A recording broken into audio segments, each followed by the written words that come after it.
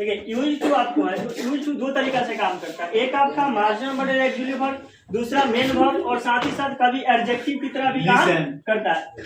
चूंकि use to dear need के साथ ही आना चाहिए, डियर और नीड और साथ ही साथ यूज टू, यह तीनों कौन सा वर्ब है, मार्जिनल मॉडल एक्चुअली वर्ब। लेकिन डियर और नीड के बारे में पहले से आपको पता है, पहले बताया आपको कि डियर और नीड का प्रयोग मेन वर्ब की तरह कब करते हैं और मार्जिनल मॉडल की तरह कब करेंगे। इसमें आपको क्या करना है कि यूज टू का प्रयोग मेन वर्ब होगा कब, मार्जिनल की तरह कब, सॉरी मेन वर्ब का और मार्जिनल कब, और यह एडजेक्टिव कब होगा, एडजेक्टिव हमको यहाँ पर नहीं देखेंगे।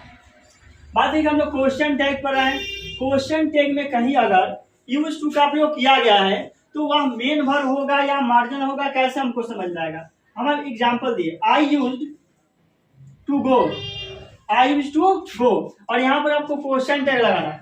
आई यूज्ड टू गो में क्या करना है, क्वेश्चन टैग लगाना है। तो यहाँ पर क्वेश्चन टैग हम क्या लगाएंगे, पहला बात कि आप इसको पहचानिए कि यहाँ मेन वर्ब की तरह काम कर रहा है, यहाँ पर यह मेन वर्ब है या फिर मार्जिनल मॉडल एक्चुअली वर्ब, किस रूप में काम कर रहा है, इसका कोई भी पहचान यहाँ पर नहीं है। जैसे यहाँ का आपको पहचान था कि अगर इसमें कोई निगेटिव वर्ड जैसे नॉट, नोबडी, नो आएगा तब यह मार्जिनल मॉडल एक्चुअली वर्ब, लेकिन इसमें कुछ भी पहचान नहीं है, नहीं निगेटिव आएगा तो आप कर सकते हैं मार्जिनल। यह पॉजिटिव सेंटेंस में ही, मतलब पॉजिटिव सेंटेंस में ही यह मेन वर्ब की तरह काम कर सकता है, मार्जिनल की तरह काम कर सकता है, या यहाँ पर दोनों रूप में काम करता है। अब यदि हम इसको मेन वर्ब समझते हैं, समझ रहे मतलब यह दोनों रूप में है यहाँ पर ऑलरेडी, अगर हम इसको मेन वर्ब यहाँ समझ रहे हैं तब क्या होगा, सब्जेक्ट हो गया, क्या हो गया V2, कौन सा टेंस, सिंपल पास्ट। अब सिंपल पास्ट के हेल्पिंग वर्ब क्या आता है आपका, डिड, और डिड प्लस नॉट क्या होगा, ये क्वेश्चन टैग इसका हो गया डिडंट आई। दूसरा, अगर हम इसको मार्जिनल मॉडल समझ लेते, क्योंकि हम आपको पहले से बता दें कि एक ही सेंटेंस में यूज टू दोनों रूप में काम करता है, मेन वर्ब भी और मार्जिनल भी। जब मेन वर्ब देखे तो सब्जेक्ट प्लस V2 हो गया, और सब्जेक्ट प्लस V2 मतलब सिंपल पास्ट, और सिंपल पास्ट का मतलब हेल्पिंग वर्ब क्या हो गया, डिड, और डिड प्लस नॉट क्या हो गया, डिडंट। लेकिन अगर हम इसको मार्जिनल मॉडल एक्चुअली वर्ब समझ रहे हैं तो हम इसी को उठाकर लिखेंगे। अब यहाँ पर प्लस है तो माइनस होगा, पॉजिटिव है तो क्या करें, निगेटिव, तो यूज के साथ नॉट लगाएंगे, क्या होगा, यूजंट टू नहीं लगता। तो इसका एक और क्वेश्चन टैग क्या होगा, यूजंट आई टू नहीं लगता है क्वेश्चन टैग। अब अगर निगेटिव सेंटेंस देगा तब क्या करेंगे, जैसे मान लीजिए यहाँ देखिए निगेटिव सेंटेंस जैसे कह दिया, he use not to play, और इसका क्वेश्चन टैग आपको लगाना है, he use not to play, question tag लगाना है। अब आपको तो खुद पर खुद समझ में आना चाहिए कि यूज के तुरंत बाद नॉट लगाए तो किस रूप में काम कर रहा है, मार्जिनल मॉडल एक्चुअली वर्ब। देखिए यहाँ पर यूज के तुरंत बाद नॉट लगा, इसका मतलब मार्जिनल मॉडल एक्चुअली वर्ब, इसका मतलब इसी को उठाकर लिखेंगे, क्योंकि सेंटेंस क्या है, माइनस निगेटिव, आपका क्वेश्चन टैग पॉजिटिव, हम यहाँ पर क्या लिखेंगे, यूज और ही।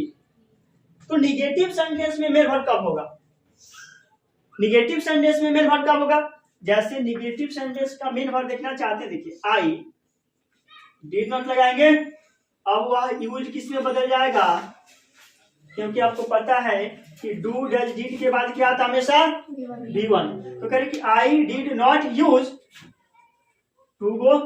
अब यहाँ क्वेश्चन टैग क्या होगा, क्या यूज गायब हो गया, अब आपको हेल्पिंग वर्ब खुद दे दिया है क्या, डिड, क्योंकि निगेटिव इसलिए क्या करेंगे, पॉजिटिव, तो डिड हो जाएगा, और सब्जेक्ट क्या आपका आई। मतलब पूरा बात क्या समझे कि यूज टू का प्रयोग एक ही सेंटेंस में, यूज टू का प्रयोग एक ही सेंटेंस में हम मेन वर्ब समझ लेते हैं, मेन वर्ब की तरह भी काम करता है, और एक ही सेंटेंस में मार्जिनल मॉडल एक्चुअली वर्ब की तरह भी काम करता है, यह दोनों रूप में काम करेगा। बस समझना यह है कि क्वेश्चन टैग में आप क्या लगाते हैं, मेन वर्ब समझ कर लगाएंगे तो हो जाएगा डिडंट आई, मार्जिनल की तरह समझ कर लगाएंगे तो हो जाएगा यूजंट आई, दोनों का दोनों क्या होगा, सही, तो लेकिन बेटर बेस्ट नहीं, दोनों सही है।